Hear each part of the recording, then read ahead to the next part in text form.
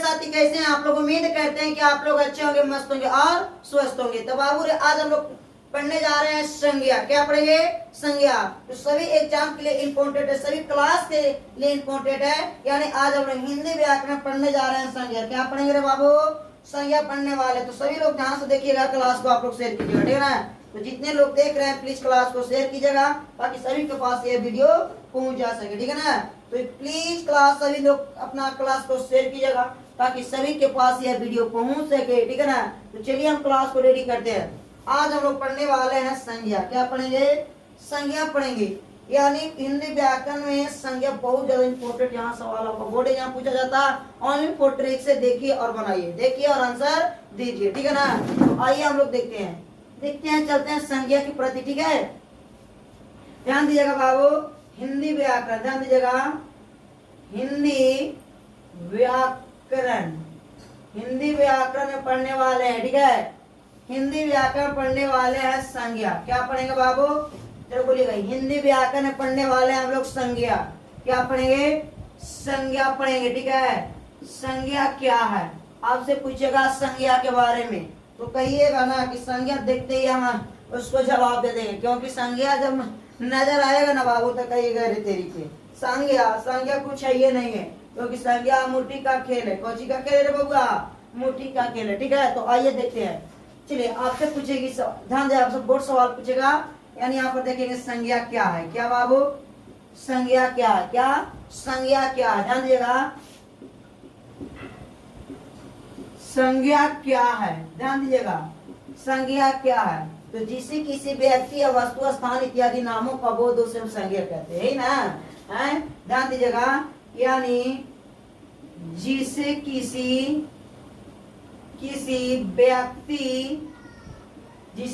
व्यक्ति या वस्तु, स्थान इत्यादि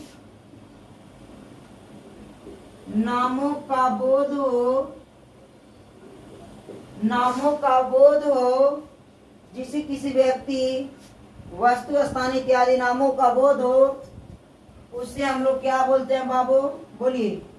उसे, ध्यान दीजिएगा, उसे संज्ञा कहा जाता है। उसे, ध्यान दीजिएगा, उसे संज्ञा कहते हैं। ध्यान दीजिएगा, यहाँ पर एक बात समझने की आपको जरूरी है कि देखिए, ये व्यक्ति यहाँ पर वस्तु कह रहा, यानी संज्ञा हम उसे कहेंगे जिसका नाम हो गया वो संज्ञा हो गया। जिसका नाम है वो संज्ञा है, जिसका नाम नहीं है वो संज्ञा नहीं है, ठीक है। तो आइए देखते हैं, जिसका नाम है उसे हम लोग संज्ञा कहेंगे, जिसका नाम नहीं है उसे संज्ञा हम लोग नहीं कहेंगे, ठीक है ना। तो आइए देखते हैं संज्ञा क्या है। संज्ञा क्या है? तो संज्ञा क्या है इसके प्रति हम लोग जानते हैं। जिसका नाम हो गया, जैसे मान लो गया, नाम हुआ संज्ञा। अब आपको कह देगा कि बताइए पटना, पटना क्या है? तो संज्ञा। वो किसी नाम हो गया, अगर कुछ भी मार्कर हुआ तो मार्कर हो, मार्कर भी क्या होगा? संज्ञा होगा। तो जैसे में आप लोग लिख लीजिएगा, जैसे में लिखिएगा किताब, कलम,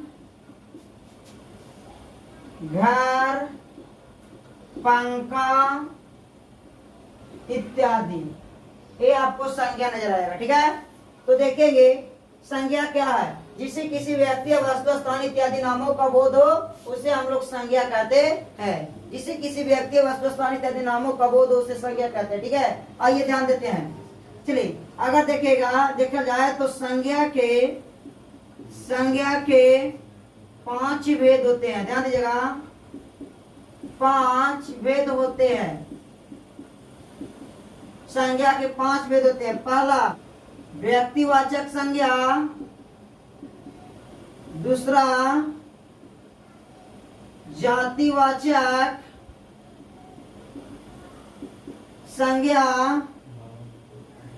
तीसरा हो जाएगा भाववाचक, चौथा हो जाएगा, ध्यान दीजिएगा बाबू, चौथा आपको हो जाएगा द्रव्यवाचक, और पांचवा में हो जाएगा समूहवाचक संज्ञा। तो संज्ञा के 5 भेद। संज्ञा कितना भेद बाबू? संज्ञा के 5 भेद होती है, ठीक है। पांचों भेद के बारे में जानेंगे। आइए देखते हैं। सबसे पहले जानते हैं जातिवाचक संज्ञा। जातिवाचक संज्ञा प्लस, ध्यान दीजिएगा, प्लस व्यक्तिवाचक संज्ञा। आइए देखते हैं, दोनों को हम एक ही बार पढ़ाएंगे, ध्यान दीजिएगा। जातिवाचक संज्ञा क्या है? आइए बताते हैं। जातिवाचक संज्ञा कहते हैं किसे? तो देखिए, ये जातिवाचक जो संज्ञा हुआ ना बाबू, ये जातिवाचक जो संज्ञा हुआ ना, ये जाति का बोध। आप बताते हैं क्या? जैसे मैं मान लो कि एक पुरुष रहे, क्या एक पुरुष है, ठीक है। अब यहां पर देखिए, एक पुरुष है, एक महिला है। ये आपको समझ में आया? चलिए, अब ये दोनों से उत्पन्न हुए संतान, ये दुए ने उपने से हुए संतान, ये मान लो संतान उत्पन्न हुआ। तो अब ये उत्पन्न जो संतान हुआ है, तो इसे हम क्या बोलेंगे? चाहे तो लड़का हुआ होगा, चाहे तो लड़की हुआ होगा। ये ना बोलेंगे कि चाहे तो लड़का पैदा हुआ, चाहे तो लड़की पैदा हुआ, चाहे तो लड़का पैदा हुआ, चाहे तो लड़की पैदा हुआ। ये ना, तो ये लड़की पैदा हुआ चाहे तो लड़का पैदा हुआ, ये लड़की पैदा हुआ चाहे तो लड़का पैदा हुआ, यही ना बोलेंगे। तो जैसे ही इस पृथ्वी पर आया, तो इसे हम जाति में कन्वर्ट करते हैं, जाति में बांटते हैं। तो अब बताइए, ये जैसे ही आया तो जाति में गया, काची गया लड़का में, कौन गया लड़का, या तो कह सकते हैं लड़की, क्या कह सकते हैं लड़की। तो इसका नामकरण किए लड़का और लड़की। तो ये लड़का हुआ और ये लड़की हुआ, ठीक है। तो मान लो कोई लड़का जन्म लिया, कोई कहे लड़की जन्म लिया, अच्छा ठीक है, लड़का लड़का लड़का पूरा लड़का। अगर अमीर घर जन्म हो चाहे गरीब घर जन्म हो, यानी यही बात बोलता है कि लड़का जन्म लिया। यही तो सभी लोग यही बात बोलता है, लड़का जन्म लिया कि लड़की जन्म लिया। तो यही लड़की लड़का जब वही जातिवाचक संज्ञा में आएगा, ठीक है, जातिवाचक संज्ञा। अब इसका नाम कर दे, मान लो राम इसका नाम रखा गया, इसका नाम राम और इसका नाम सीता रखा गया। क्या रखा गया? इसका नाम राम, इसका सीता रखा गया। तो अब हम लोग क्या देखेंगे कि यहाँ राम एक लड़का है, लेकिन लड़का का एक नाम रखा गया है राम, तो कोई व्यक्ति बन गया। इस लड़की है और लड़की का अगर उसको नामकरण कर दिए तो व्यक्ति बन जाता है, यानी ये हो जाएगा व्यक्तिवाचक संज्ञा। कौन वाचक संज्ञा बाबू? व्यक्तिवाचक संज्ञा। व्यक्तिवाचक संज्ञा आपसे पूछेगा, बताइएगा, आपसे अगर सवाल पूछेगा नदी कौन संज्ञा होगा? नदी। तो अगर पूछे नदी तो कहिए जातिवाचक संज्ञा। अब अगर नदी के नाम दर दे, जैसे में नदी में आ जाएगा गंगा, क्या आ जाएगा? गंगा। तो ये गंगा जो आया ये व्यक्तिवाचक संज्ञा, ठीक है। जो देखिए, जैसे मान लो कि जिसका नामकरण कर दिया गया, उस समूह से निकाल कर उसे नामकरण कर दिया, तो ये हो गया व्यक्तिवाचक और ये हो गया जातिवाचक। जैसे एक और सवाल आपको देते हैं, ठीक है। पेड़ बताइए कौन संज्ञा होगा? पेड़, पेड़ कौन संज्ञा होगा? पेड़ पेड़ पेड़ पूरा दुनिया में पेड़ है। देखिए पेड़ का नामकरण कर दिए, ये आम का पेड़, क्या बोल दिया? आम का पेड़। तो आम का पेड़ जब नामकरण किए तो ये हो गया कौन सा संज्ञा? व्यक्तिवाचक, और हो गया जातिवाचक संज्ञा, ठीक है ना। अब आप लोग आगे देखिएगा। अब आप लोग बताइए कि दिल्ली कौन संज्ञा होगा? बताइए दिल्ली कौन संज्ञा होगा, जल्दी बताइए। दिल्ली, देखिए दिल्ली कोई संस्थान का नाम है, कोई स्थान का नाम है दिल्ली, कोई स्थान का नाम हुआ दिल्ली। ये जो दिल्ली है, ये दिल्ली है, ये कोई जगह का नाम हुआ। और जब जगह के नाम दिल्ली है, जब जगह के नाम दिल्ली है, यानी भारत देश के अंतर्गत है, तो ये हुआ व्यक्तिवाचक। कौन बाबू? ये हुआ व्यक्तिवाचक संज्ञा, ठीक है। अगर बोल दे भारत, अगर बोल दे भारत, अगर बोल दे भारत, क्या बोले? भारत। तो जब भारत बोलेगा ना, तो भारत क्या आएगा? बोलिए, भारत भी आएगा व्यक्तिवाचक संज्ञा। लेकिन विश्व बोल दे, क्या बोल दे आपको? विश्व कौन संज्ञा आएगा? विश्व, बोलो 20वें, तो 20वें कहेगा तो ए आवेगा, जानता कौन संख्या में? अगर आपसे 20वें बोला है, 20वें, तो ए आवेगा आपको 20वें पूछा तो आपको 20 पूरा दुनिया की बात कर रहा है ना, तो ये व्यक्तिवाचक नहीं जातिवाचक आएगा। क्या बाबू? जातिवाचक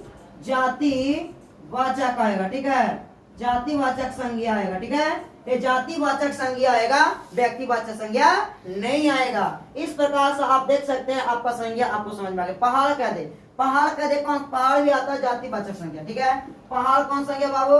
जातिवाचक संज्ञा। लेकिन उसको नामकरण कर दिए तो हो गया व्यक्तिवाचक संज्ञा, ठीक है। अब बताते हैं, आप लोग इतना समझ में आ गया होगा। पैर कौन संज्ञा? जातिवाचक संज्ञा, उसको नामकरण कर दो व्यक्तिवाचक संज्ञा, ठीक है। इतना आप लोगों को कंप्लीट हो गया होगा, इतना आप लोग को समझ में। तो देखिए भाववाचक संज्ञा क्या है, अभी हम लोग देखेंगे, ठीक है।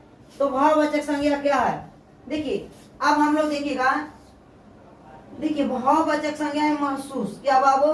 महसूस करना। अगर हम लोग महसूस करें तो कौन संज्ञा? भाववाचक संज्ञा हो गया, ठीक है। अगर हम लोग जिसमें किसी ध्यान दो कि अगर जिसे अनुभव किया जाए, जिसे हम अनुभव कर सकते हैं, उससे हम भाववाचक संज्ञा कहेंगे। जैसे भी देखिएगा, कह देगा कि मीठा, मीठा क्या होगा? भाववाचक संज्ञा। आप कह देगा लंबा, भाववाचक संज्ञा।